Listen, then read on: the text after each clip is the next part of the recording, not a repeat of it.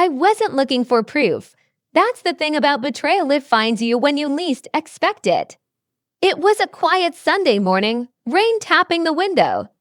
I was sipping coffee in Julian's apartment, wearing his old hoodie, scrolling through his iPad to find our vacation photos. We just hit 2 years together. The night before, we talked about moving in, and then it happened. A message pinged in his photo cloud. A screenshot saved under an album called Temp. It was a birth certificate. Father, Julian Carter. Mother, Danielle Rhodes. Baby, Elias Carter. Born 9 months ago. My fingers went cold. My breath caught in my throat. I read it once, twice, 3 times. The names didn't change. The dates didn't shift. My world started to tilt. Julian had a baby. Well, he was still with me. I don't remember leaving the apartment. I don't remember driving home.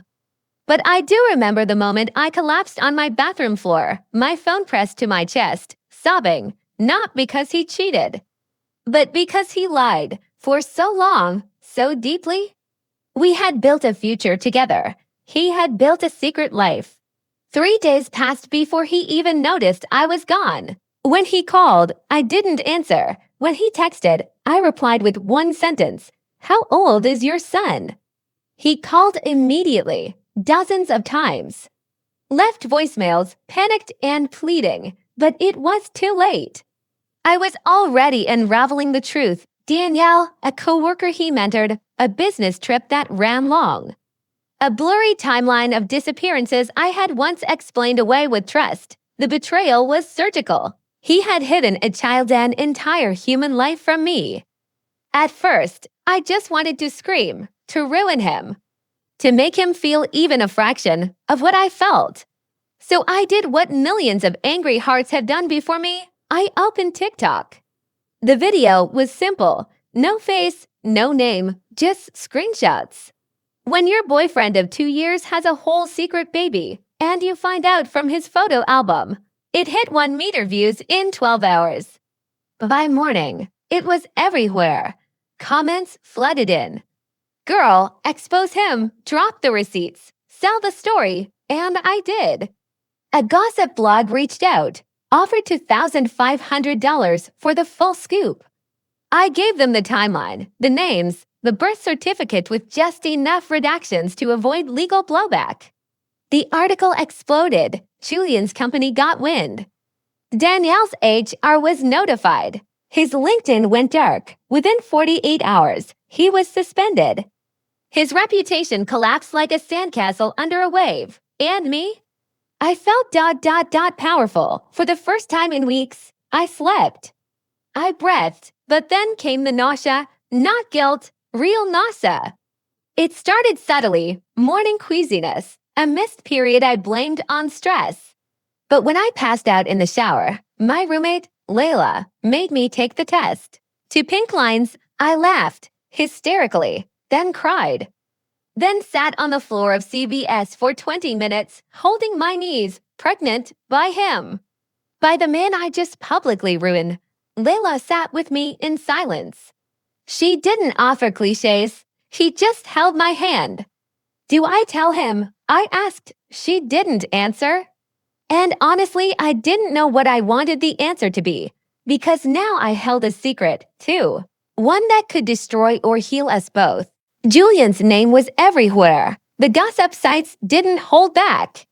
Headlines like tech exec hides secret child while dating long-term girlfriend trended for 2 straight days. Anonymous Reddit threads popped up from supposed co-workers.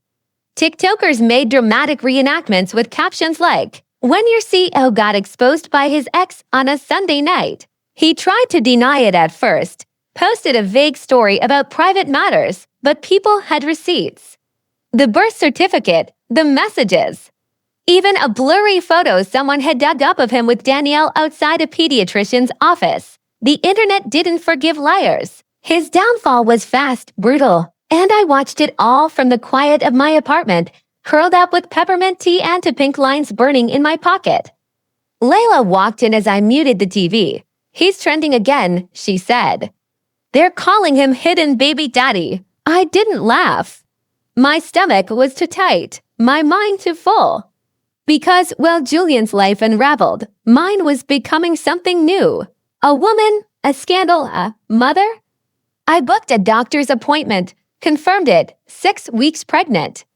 I stared at the black and white ultrasound, just a small blur, a flicker. That's the heartbeat, the technician said. I didn't cry, but something in me cracked open. This wasn't revenge anymore. This was real, living, growing. I turned down the second tabloid offer. They wanted more dirt, more messages.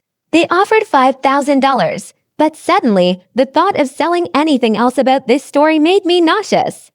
Not the morning kind, the soul kind. I stopped checking the hashtags, logged out of TikTok.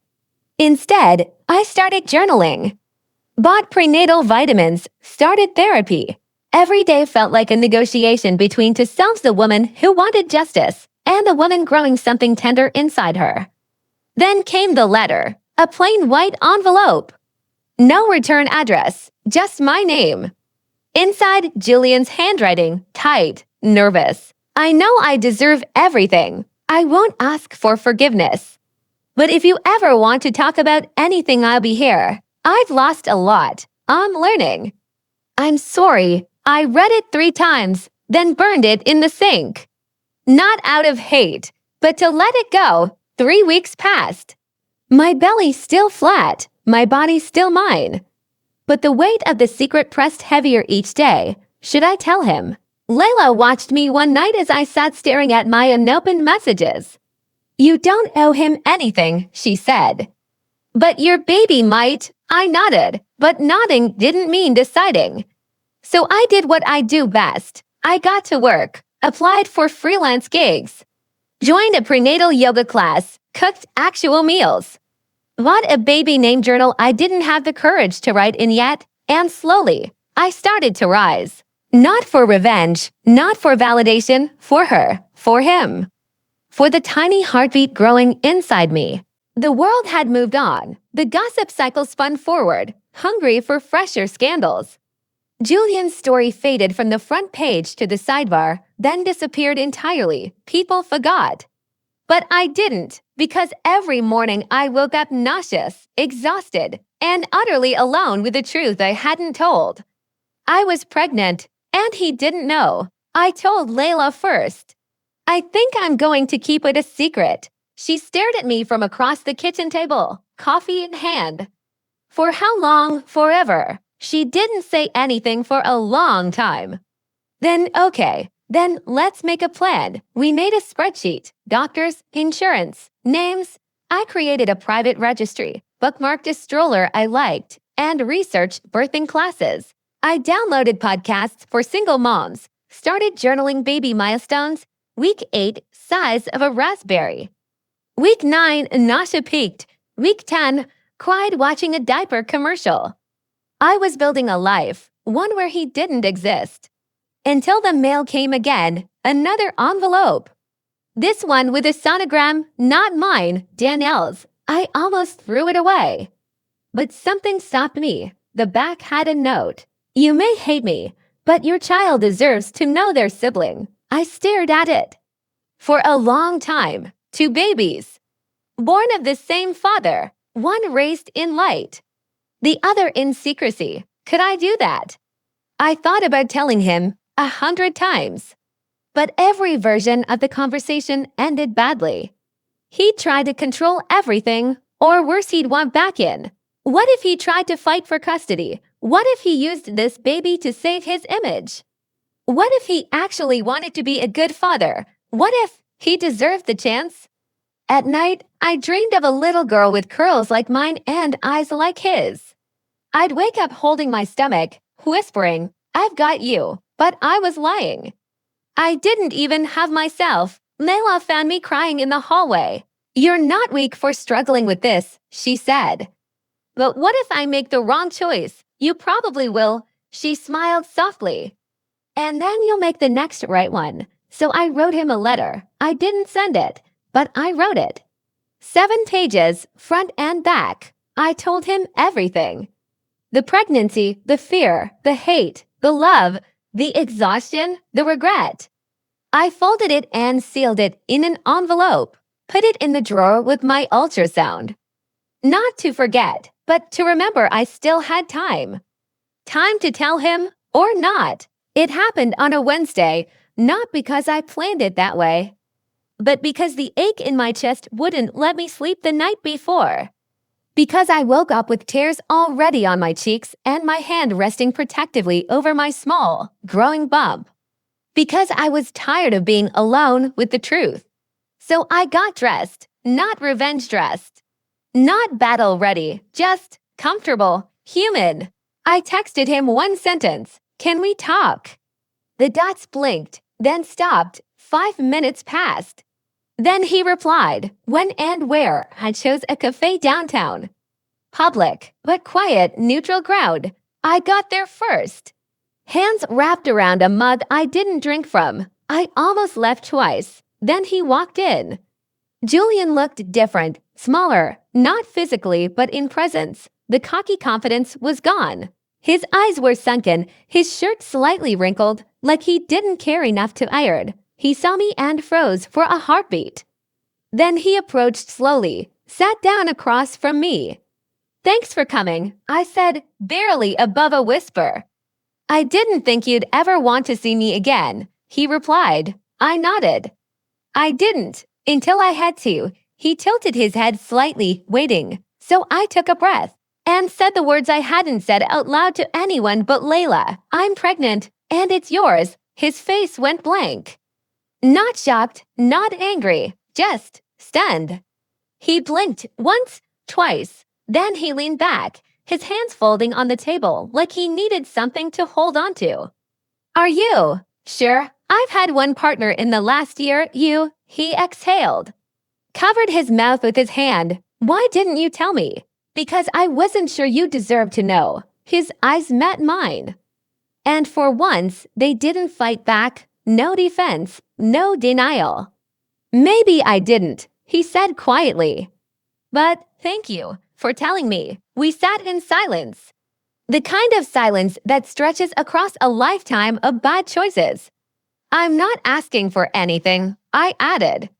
"Not money, not custody. I needed you to know." He nodded slowly. "Can I be involved?" "That depends on what?"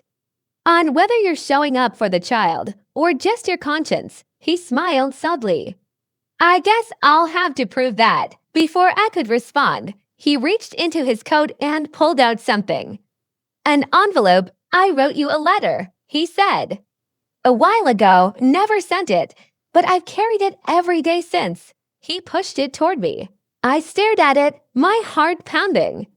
"I don't want to rewrite the past," he said, "but if there's a chance to be better in the future, I want to try." I didn't answer right away. Because forgiveness doesn't come in an envelope. But something inside me, something that had been curled up and scared, stretched just a little. Breathed a little deeper. Maybe this wasn't the end of something. Maybe it was the beginning of something harder, but real. 3 months later, I gave birth to a daughter. Her name is Maya, and the moment she was placed on my chest, everything else anger, betrayal, fear fell away like dust in sunlight. She was perfect, whole. Ours, Julian, was in the waiting room. I didn't invite him in right away. I needed a few hours with her, just us. A mother and her daughter, uninterrupted, undiluted. But eventually, I sent Layla to bring him in. He walked in slowly, quietly. When he saw her, everything in his face crumbled. His knees bent a little as he stepped forward, like the weight of her tiny presence was too much to bear. "Can I nodded. He held her with both arms like he was holding something sacred. "She's beautiful," he whispered. "She's yours," I said. We didn't talk about the past that day. Not about Danielle, not about what I exposed. Not about the letters or the silences. We talked about formula, car seats. Her crooked little toe, the way she had his chin. That night, he left quietly. But the next morning, he was back with diapers and a brand new rocking chair. We didn't become a couple again, Not right away, maybe not ever, but we became something more fragile and more meaningful. Co-parents, partners in responsibility, silent teammates in the quiet miracle of raising a human. There were hard days, days I hated him all over again. Days I questioned everything. Nights Myra cried for hours and I wished I'd done it all differently. But there were also mornings when she giggled in his arms and I saw something tender in him I never saw before. Not the man he was, but the man he was trying to be. 6 months later, we took Myra to the park. We sat on a bench, shoulder to shoulder, watching her nap in the stroller. "I'm still not asking for forgiveness," he said. "I know," I replied. "But I want to thank you for giving her a chance. For giving me one too." I looked at him. He wasn't perfect, but neither was I. We were just human, trying, learning, showing up, and sometimes that's enough. I never sent the letter I wrote him, but I still keep it. Right beside Myra's birth certificate.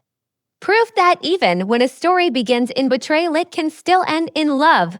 Not romantic love, but the kind that puts a baby's needs above everything else. That lets go of revenge, that chooses peace.